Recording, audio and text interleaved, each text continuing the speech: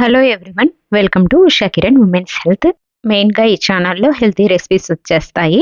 సోది లేకుండా సుత్తి లేకుండా డైరెక్ట్ మనము రెసిపీలోకి వెళ్ళిపోదాము.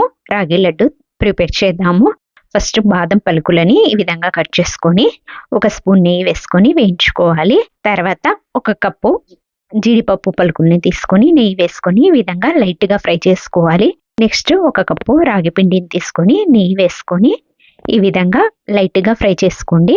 రాగి పిండి మాడిపోకుండా ఎక్కడ లైట్గా సిమ్లో పెట్టుకుని స్టవ్ ఈ విధంగా వేయించుకోవాలి.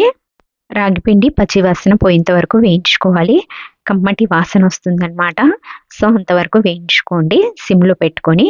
నెక్స్ట్ ఈ విధంగా వేయించుకున్నాం కదా, ఒక మిక్సీ జార్ తీసుకొని అందులో వేయించుకున్న బాదం పలుకులు, అలాగే జీడిపప్పు, అలాగే రాగి పిండి, నెక్స్ట్ ఒక కప్పు ఖర్జూరా వేసుకోవాలి. అన్ని సమానంగా ఒక కప్పు వేసుకున్నాను. సో ఈ విధంగా వేసుకొని మిక్సీ పట్టుకోవాలి. నెక్స్ట్ ఒక ప్లేట్లోకి తీసుకొని లడ్డుల్లా చేసుకోవడమే. చాలా ఈజీ అండ్ ఎముకలకి చాలా మంచిది. పిల్లలు పెద్దలు అందరూ వీటిని తీసుకోవచ్చు. ఐరన్ డెఫిషియన్సీ ఉన్నవాళ్ళు, అలాగే కాల్షియం డెఫిషియన్సీ ఉన్నవాళ్ళు రోజుకు 1 or 2 లడ్డూస్ తీసుకోండి. హెల్త్కి చాలా మంచిది. ఈ వీడియో మీకు నచ్చినట్లయితే లైక్ చేసి సబ్స్క్రైబ్ చేసుకోండి. ఎవరికైనా యూజ్ అయితే షేర్ చేయండి. Thank you.